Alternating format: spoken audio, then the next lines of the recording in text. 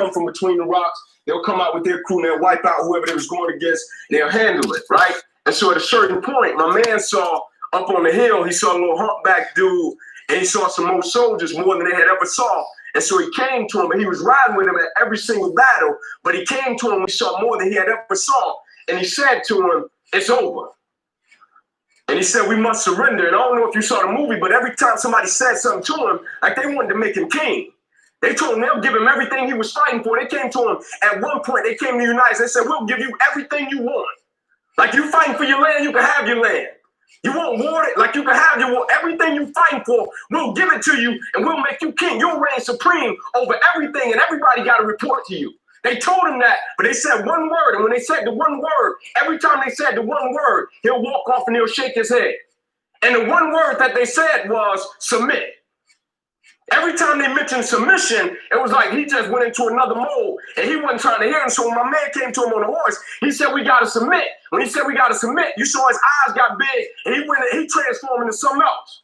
He went to him, the thing that stuck to me, dude, he told him, every man must search his own soul.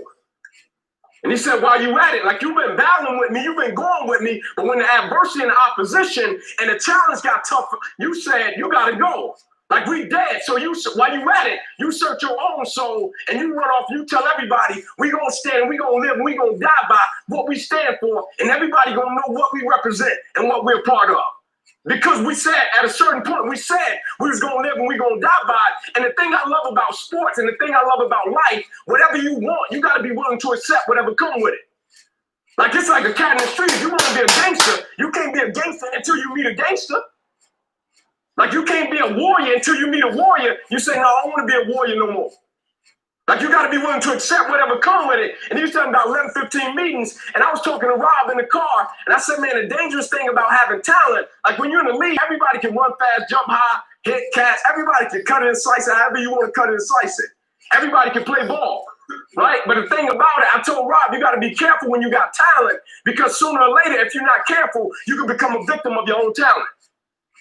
And when you become a victim of your own talent, you don't value the small things anymore. And at a certain point in the early years, the small things were the foundation. And it's the thing that got you to the point that you are at now. But now we don't value it because we feel as if we've gotten to a certain point. Like adversity is adversity, opposition is opposition, challenges are challenges. But it's not so much about the opposition and the adversity that we face as it is about the perspective that we have about the opposition and the adversity that we face. Meaning perspective drives performance every day of the week. How you view what you do will always affect how you do what you do. Like I'm not 300 just because when they said retreat, my man, like we ain't going nowhere. You came to me, you disrespected my wife, you disrespected, like he could have quit, he could have stopped fighting for it. But the purpose for what he was fighting for was greater than any individual, and so he went to war, the purpose. Meaning the thing of what he was fighting for was greater than any individual, was greater than any 300.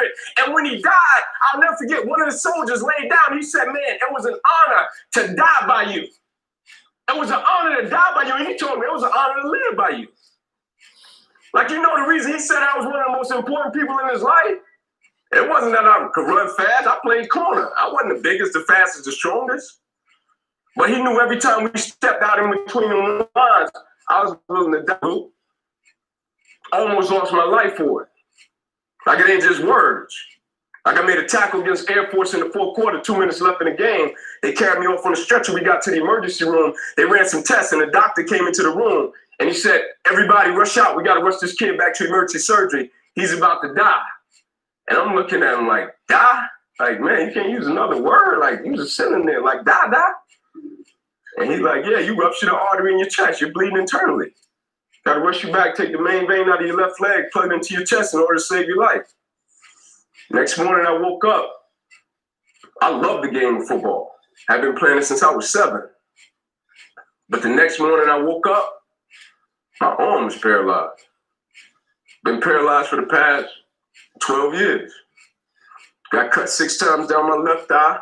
1 time across the left side of my neck, 1 time across the right side, twice through my right ribs, cut out my right pec, bottom of my armpit to the bottom of my hand. Put 350 staples in my body and they bandaged me from my neck to my knees. This ain't lip service. They told me to go home.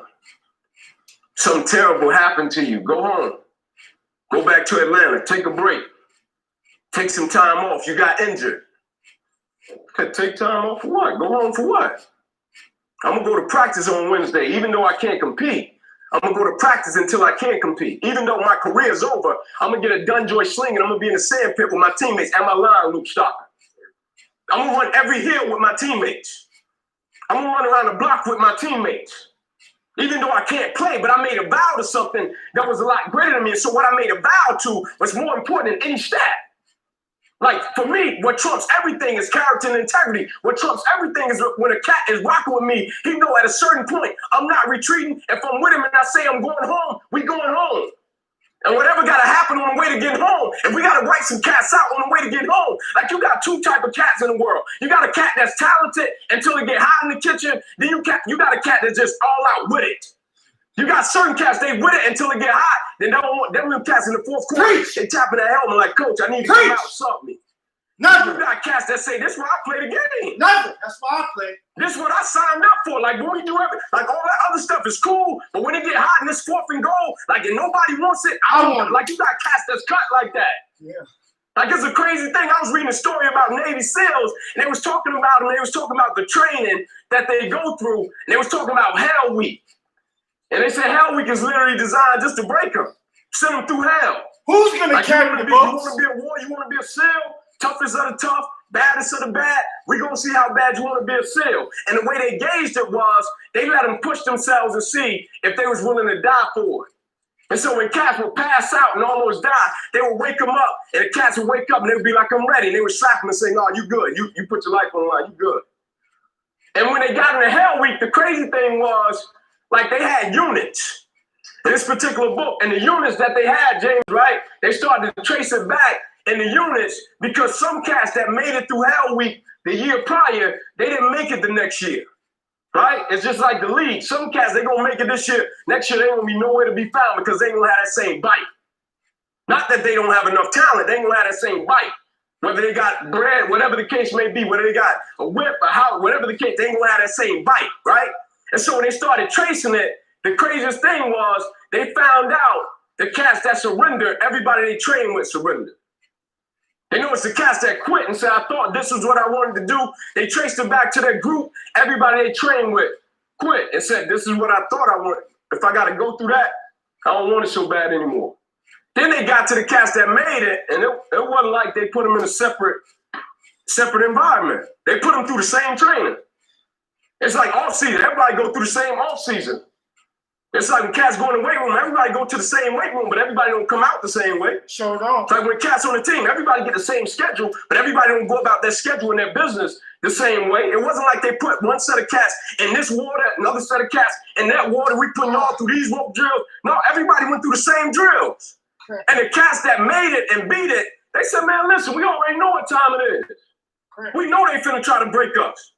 We already know they think we dealing. We already know that. We know they coming at us. We know they gonna throw everything they got at us. So here's how we gonna beat it. Cat just said, I'm gonna look at you. Cat said, we get in the water, we get in the midst of adversity, it starts getting a little tough, the pain starts to set in. I'm just gonna look at you and you look at me, and I don't have to say a word because what we're working for is greater than me and you, and so we gotta press forward and we gotta conquer it. We didn't have to say it when we know each other. And when I look at you, the power of the other person, the accountability and the responsibility of what we're working for, and I respect you so much, and I know you're handling your business, I'm not going to quit on you. See, the problem is, there's a lot of cats that be talking, but when it comes to their actions betray their words, and so now you got a contradiction, and the cat ain't respecting that. Nope. When you start talking about men ain't respecting that. Never. Like, they can hear you talking about it, but if you ain't living it, a cat ain't trying to hear it. And the cat's actions betray their words every day of the week. Like, I asked the cat 2 weeks ago, I said, man, do you think it's possible that you can be a great football player, but you can suck as a father? Cat told me, yeah. I said, it's impossible. He said, how so? I said, you take the same mindset. I said, the same mindset you approach ball with, that's going to be the same mindset when one day you get trusted with something that's a lot greater than you, like as a father. Like when you got a family, you call to be three things. You call to be a priest, a provider, and a protector. That's it. And so if you can't be trusted in a huddle, what make you think when you get a shorty, you're going to be like, I got you. When you don't feel like it. Like, everybody is good until they don't feel like it. And when they don't feel like it, the actions and everything they said goes out of the window. Like, I found it amazing. I find it amazing how a cat can say they want something, right? Like a cat can say, man, I'm all in with you. Let's ride. They can say they want something. And then conditions and circumstance change. And the words that they once spoke means nothing to them. Like the commitment level of it. Like I was taught, commitment is staying true to what you said you was true to long after the mood that you set it in has left. Meaning on the days when we don't feel like doing what we once said we was going to do, we're going to step up and we're going to do it anyway because those are the days that build character. Like those type of days, right? Like I just want one thing from you, man. Like I know you got it. I know you can ball. I know you can run jump. I know you can do it. I know you can fill a gap, blow a cat up. I know that. But everybody don't got that mentality.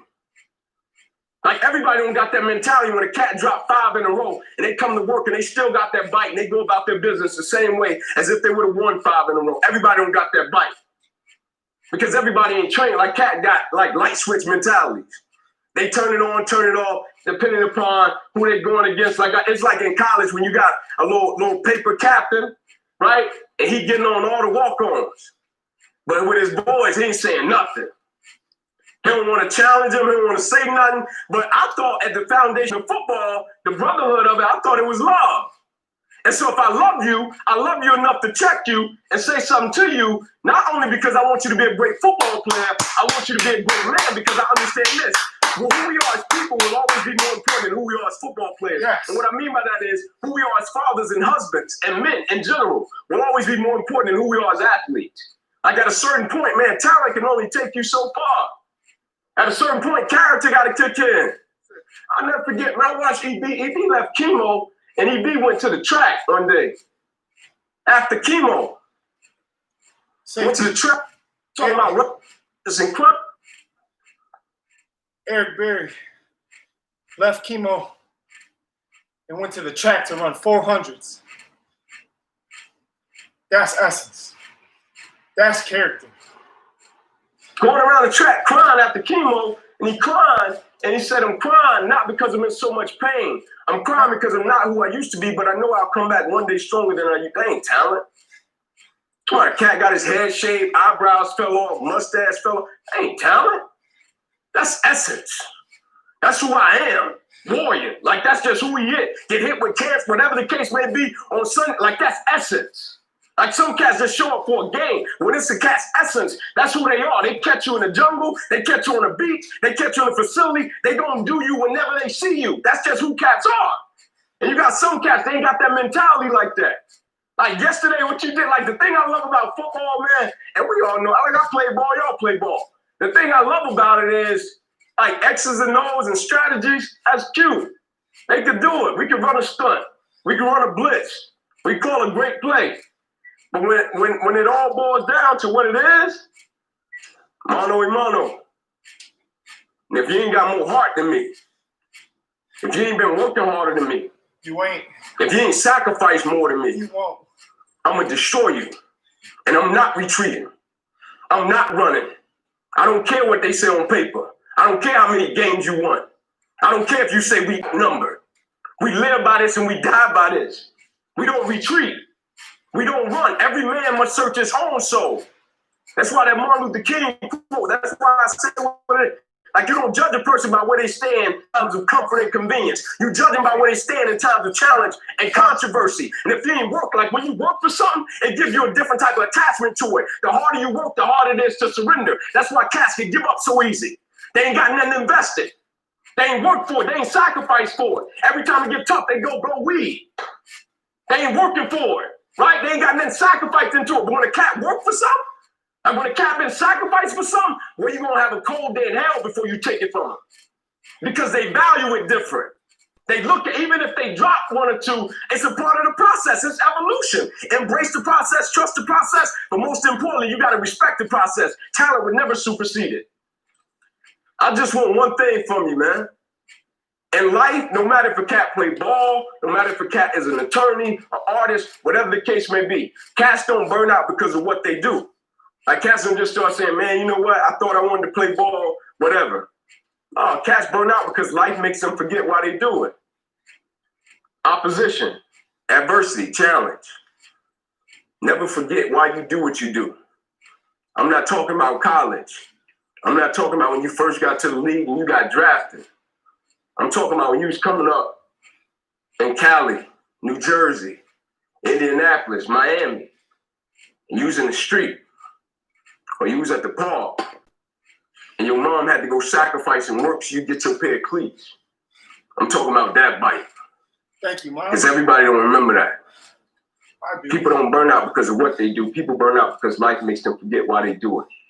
Character supersedes talent every day of the week. Every day. No retreat, no surrender. We live and we die by this. Every man must search his own soul.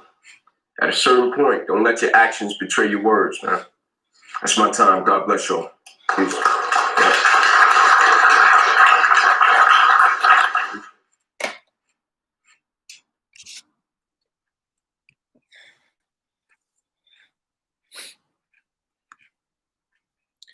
Stay hard, y'all.